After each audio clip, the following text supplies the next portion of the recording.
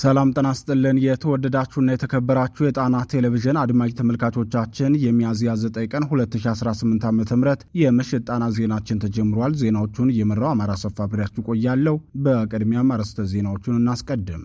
የአማራ ሕዝብ የሉና ትግል ለሕዝብ አደራ በታመኑ ጽኑ ታጋዮች በድል ታጅቦ ቀጥሏል። ያሻግራሉ ተብለው ተስፋ ተጥሎባቸው የነበሩ ግለሰቦች ሰበብ ፈጥረው ትግሉን በምስር ወጥ ሸጠው ብልጽግናን ሲቀላቀሉ ታዳጊዎቹ የአርበኞቹ ልጆች ግን አባቶቻቸውን መሳሪያና ደራ ተቀብለው ትግሉን በድል እንዲቀጥል አድርገውታል። በጋይንት አውራጃ የተሰራውን ወታደራዊ ገድልና የሥርዓቱ ሰራዊት የፈጸመውን የጦር ወንጀል በዜናችን እናስደምጣችኋለን። ቀዳሚው ዜናችን ነው።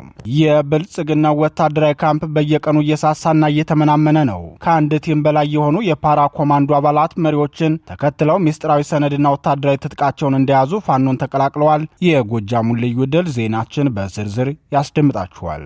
ጄኔራል ብርሃኑ በቀለ በዳዳ የሚመሩት የብልጽግናው ሰሜን ምዕራብ ዕዝ ሰራዊት የሽንፈት ሱስ የተጠናወተው ይመስላል። የሳትራት ይመስል በየቀኑ ወደ መሞቻ ቀጠና ዘሎ ይገባል። የሱዳኑ ኮሪደር አስጠባቂዎቹ የአማራ ልጆች ደግሞ በገባበት ያስቀሩታል። በተከታታይ ብርቱ ውጊያ ስለሚካሄድበት የመተማው ቀጠና ውጊያም አዲስ መረጃ አሰናድተናል፣ ይደመጣል። የባዲን አድማ ብተና አባላቱ ታላቅ ጀግንነትን ፈጽመዋል።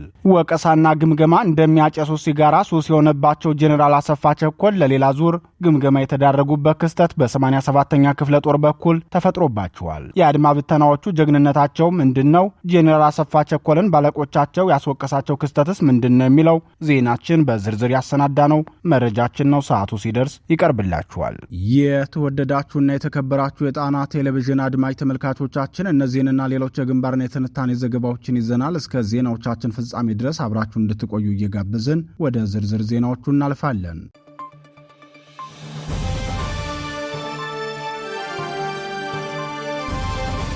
በድል የተቋጨው የታላቁ አርበኛ መታሰቢያ ዘመቻ የአማራ ፋኖ ብሔራዊ ንቅናቄ ጎንደር ጠቅላይ ግዛት በላይ ዕዝ 206ኛ ከፍ ያለው ደሴ ኮር የፋኖ ትግል ምልክት በነበረው በታላቁ አርበኛ ሜጀር ጄኔራል ከፍ ያለው ደሴ ስም ያካሄደውን ዘመቻ ታላቅ ድል ተቀዳጅቶበታል። በታዳጊው የፋኖ መሪ አርበኛ አንደበት ክንዳለም የሚመራው የአንበሳው ጋይንት ክፍለ ጦር በጋይንት አውራጃ ሳሊ ላይ ያደረገውን ተጋድሎ በድል አጠናቀዋል። ዘመቻው በታላቁ አርበኛ ከፍ ያለው ደሴ መታሰቢያ የተሰየመ መሆኑን የገለ አንበሳው ጋይንት ክፍለ ጦር ህዝብ ግንኙነት ክፍል ውጊያው ከሳሌ እስከ ጎብጎብ የሸፈነ እንደሆነ ተናግሯል። የህዝብ ግንኙነት ኃላፊው አርበኛ ፋሲል ሙሉ ዓለም ተጋድሎን አስመልክቶ ለጣና ቴሌቪዥን እንደገለጸው ሳሊ ከተማ ላይ ጠላት ሊያደርገው የነበረውን የፖለቲካ ፕሮፓጋንዳ ማምከን የተቻለበት ውጊያ ነበር። በዚህ ውጊያ የብልጽግና ጽሕፈት ቤት ኃላፊና የመከላከያ ሻለቃ አዛዡን ጨምሮ ብዛት ያለው የጠላት ኃይል እርምጃ ተወስዶባቸዋል ሲል አስታውቋል። ይህ በእንዲህ እንዳለ የአማራ ፋኖ ብርቱ ክንድ በርካታ ሰራዊቱን የበላበት የብልጽግናው ሰራዊት በተለመደው የአማራ ጥላቻውና የዘር ማጥፋት ፖሊሲው መሰረት ንጹሐንን በግፍ መግደሉን የአካባቢው ነዋሪዎች ለጣና ቴሌቪዥን ተናግረዋል። 3 የቤተ ክርስቲያን አገልጋዮችን ጨምሮ በድምሩ 7 ንጹሐን በብልጽግናው ስርዓት ምግብ መገደላቸውን የገለጹት የአካባቢው ነዋሪዎች ንጹሐኑ የተገደሉት በሚያገለግሉበት ቤተ ክርስቲያንና በየመኖሪያ ቤታቸው ነው ብለዋል። በዕለቱ በግፍ ከተገደሉት የአካባቢው ነዋሪዎች መካከል የባለ እግዚአብሔር ቤተ ክርስቲያን አገልጋይ የነበሩት መርጌታ ሙልጌታ መዝገቡ፣ ዲያቆን ፍስ ያለምነው፣ ዲያቆን ምኞት ንጉሴ ይገኙበታል። ከእነዚህ 3 የቤተ ክህነት አገልጋዮች በተጨማሪም አቶ ያልየ ደጀኔ፣ አቶ አልየ ደሳሉ፣ አቶ መልካሙ ቢሆነኝና ሐኪም ታደሰ ባህሪ የሥርዓቱ ወታደር በግፍ የገደላቸው ንጹሐን ናቸው።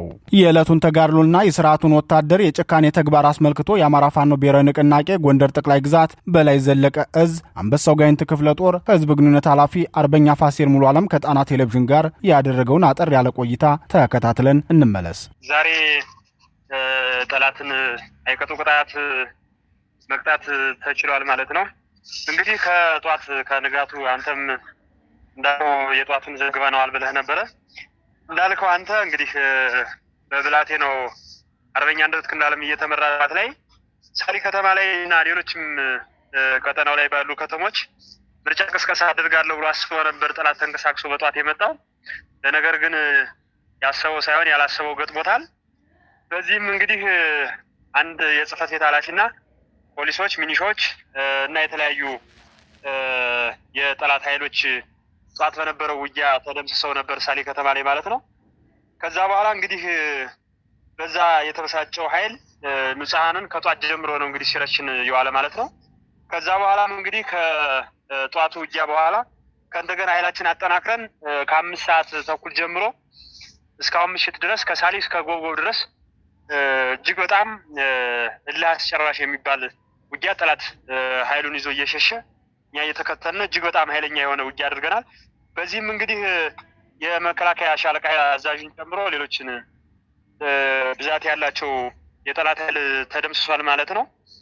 እንግዲህ ይህንን ተከትሎ ነው እንግዲህ ንጹሐንን ሳሊ ከተማ ላይ 7 ንጹሐንን ረሽኖ ሄዷል።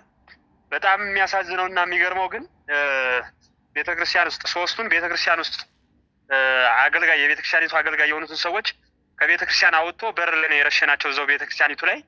በእርግጥ ጠላት ግብሩን ነው ፍላጎቱን ነው የፈጸመው። ህዝባችን ምናልባት ይሄንን በአደባባይ አይቷል።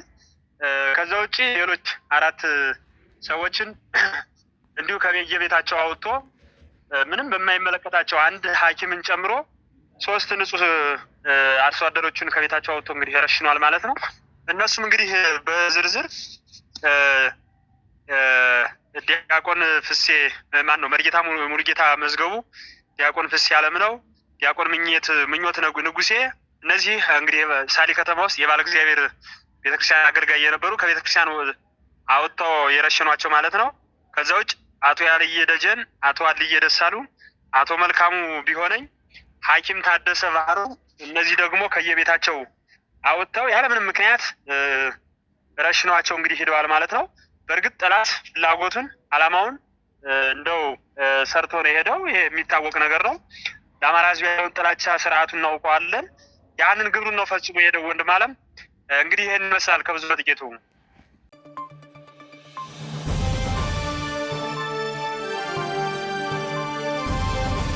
ፓራ ኮማንዶ አባላቱ በጅምላ ፋኖን ተቀላቀሉ።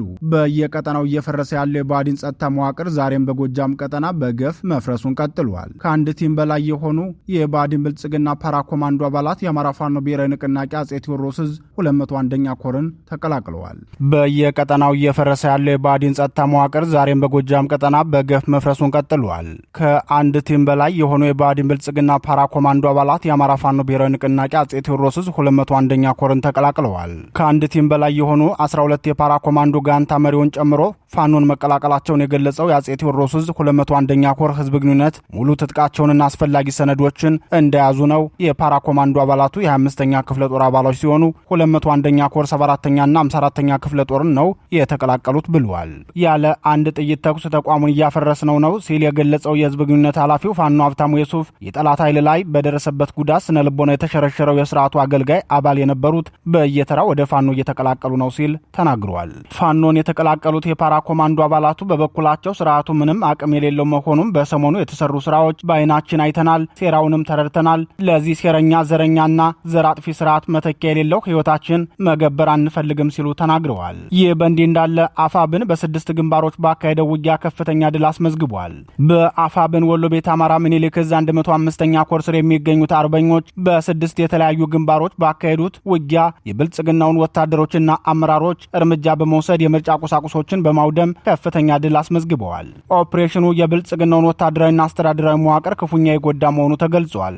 በመጀመሪያው ግንባር ባከት ከ1ኛና 2ኛ ሬጅመንቶች የተውጣጡ አህዶች በጋራ ባካሄዱት ተጋድሎ ከፍተኛ ድል ተመዝግቧል ያለው እዙ ከልጓማና ከቴርቴራ የተላከው ኃይል በሞርተር ድብደባ ህዝብን ለማሸበር ቢሞክርም በፈጣን እርምጃ 18 ወታደሮችና ካድሬዎች ሙትና ቆስለኛ ተደርገዋል ሲል ለጣና ቴሌቪዥን በላከው የግንባር መረጃው ገልጿል። በሁለተኛው ግንባር መረቆ የአባናደው ቃኝ ቡድን በደፈጣ 14 ወታደሮችን አስወግዷል ያለው እዙ ተሽከርካሪውም እርምጃ ተወስዶበታል ብሏል። ሶስተኛው ግንባር ፈረስ ሜዳ የሸዋን ግዘው ሬጅመንት በወሰደው እርምጃ 11 ወታደሮች ሙትና ቆስለኛ መሆናቸውን ሲገልጽ በአራተኛና አምስተኛ ግንባሮች ፎታና አጋሙ በጋራ ወታደራዊ ድል 7 ወታደሮች እርምጃ የተወሰደባቸው ሲሆን እንዲሁም የብልጽግናው እንቅስቃሴ በመስመር መዝጋት ሽባ ተደርጓል ብለዋል። ስድስተኛ ግንባር ልጓማ የ71ኛና 33ኛ ክፍለ ጦር አርበኞች በጋራ በመሆን ከተማዋን በመቆጣጠር የብልጽግናውን ቢሮ በመስበር የምርጫ ቁሳቁሶችን መቆጣጠር መቻሉን ገልጾ በአጠቃላይ በዚህ ግንባር 26 የብልጽግናው ሰራዊት እርምጃ ሲወሰድባቸው 24 ቆስለዋል ያለው እዙ የፓትሮል ተሽከርካሪ መውደሙንም አሳውቋል።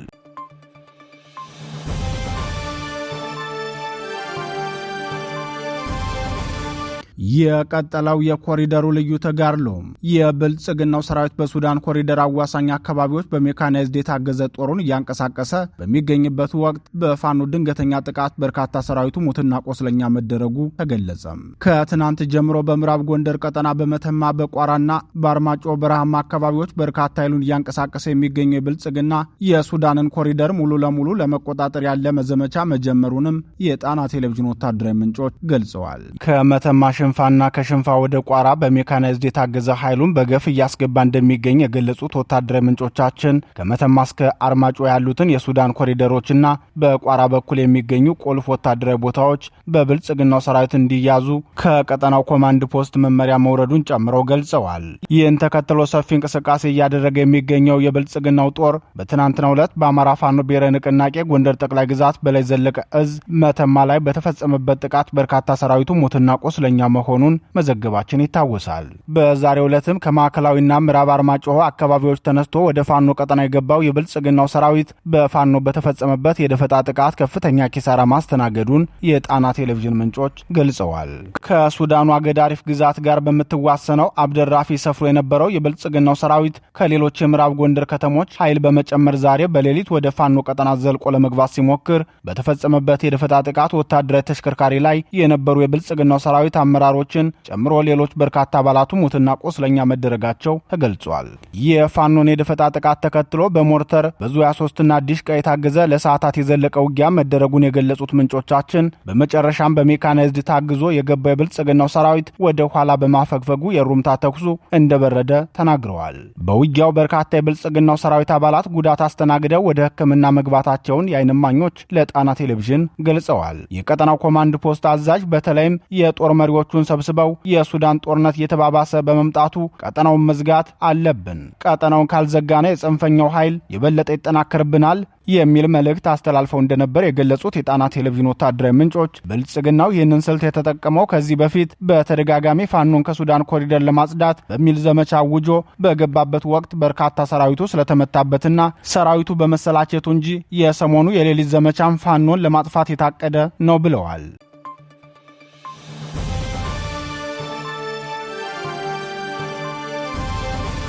የአድማ ብተናዎች ልዩ ጀብድ በወሎ የአማራ ፋኖ ብሔራዊ ንቅናቄ የተጋድሎ አድማስና ዲፕሎማሲያዊ ጥረት ውጤታማ ሆኗል። በተደጋጋሚ የሚያቀርበውን ጥሪ ተከትሎ የስርዓቱን ጭካኔና ባህሪ የተረዱ የአድማ ብተና አባላት ዲሽቃውን እንዳይሰራ አድርገውት ፋኖን ተቀላቀሉ። የብልጽግናው ሰሜን ምስራቅ እዝ 87ኛ ክፍለ ጦር አባላትም በዛሬው ዕለት ፋኖን ተቀላቅለዋል። በወሎ ቤት አማራ ጠቅላይ ግዛት ምዕራብ ወሎ ቀጠና መካነ ሰላም ግንባር የባዲን አድማ ብተና እየፈረሰ መሆኑን የገለጸው የአማራ ፋኖ ብሔራዊ ንቅናቄ አጼ ምኒልክ ዕዝ ህዝብ ግንኙነት መምሪያ የ22ኛ ሻለቃ አድማ ብተና የዲሽቃ ምድብተኞችን በዛሬው ዕለት መቀበሉን አስታውቋል። የአማራ ፋኖ ብሔራዊ ንቅናቄ አጼ ምኒልክ ዕዝ ህዝብ ግንኙነት መምሪያ የአድማ ብተና አቀባበሉን አስመልክቶ ለጣና ቴሌቪዥን በላከው መረጃ 105ኛ ኮር ሰብሳቢ ሻለቃ አብነው ታደሰና የሥራ አስፈጻሚ አባሉ አርበኛ ተስፋ አማረ እንዲሁም የ29ኛ ክፍለ ጦር አዛዥ አርበኛ ስንደው ገዜና የክፍለ ጦሩ ዘመቻ መምሪያ ኃላፊ አርበኛ መብራቱ ጫብሴ፣ የክፍለ ጦሩ ፖለቲካ ዘርፍ ኃላፊ አርበኛ መምህር አለማየው እንዲሁም የክፍለ ጦሩ ህዝብ ግንኙነት ዘርፍ ኃላፊ አርበኛ አስማማው ፈንታው ለአድማ ብተና አባላቱ ደማቅና ወንድማዊ አቀባበል አድርገውላቸዋል ብሏል። የዲሽቃ ምድብተኞች ወደ ፋኖ የመጡበት ቀንና ማታ በየተራ መሆኑን የገለጸው የህዝብ ግንኙነት መምሪያው ከአድማ ብተና አባላቱ በተጨማሪም የብልጽግናው መከላከያ አባላቱም የፋኖን ጥሪ ተቀብለው ወደ ፋኖ መግባታቸውን ተናግረዋል። በጎጃም ቀጠና የተሰማራውና በጄኔራል ብርሃኑ ጥላውን የሚመራው የብልጽግናው 6ኛ እዝ በየቀኑ እየፈረሰ ለብልጽግናው ሰራዊት ፈተና እንደሆነበት ሁሉ በወሎ ቤት አማራ ጠቅላይ ግዛትም በጄኔራል አሰፋ ቸኮል የሚመራው ሰሜን ምስራቅ እዝም በየቀኑ መፍረሱን ቀጥሏል። የሰሜን ምስራቅ እዝ 87ኛ ክፍለ ጦር አባላት ከባዲን አድማ ብተና አባላት ጋር ሆነው አጼ ምኒልክ ዕዝን ተቀላቅለዋል። የአማራ ፋኖ ብሔራዊ ንቅናቄ አጼ ምኒልክ ዕዝ ህዝብ ግንኙነት መምሪያ ፋኖን በተቀላቀሉት የአድማ ብተናና መከላከያ አባላት ቀጣይ ጉዞን በተመለከተ ሲገልጽም ወደ ቤተሰቦቻቸው መሄድ ለሚፈልጉ ሁኔታዎችን አመቻችተን እንሸኛቸዋለን። ትግሉን መቀጠል የሚፈልጉትን ደግሞ በሚመጥናቸው ኃላፊነት ተመድበው ይህንን ስርዓት ይታገላሉ ሲል ገልጿል።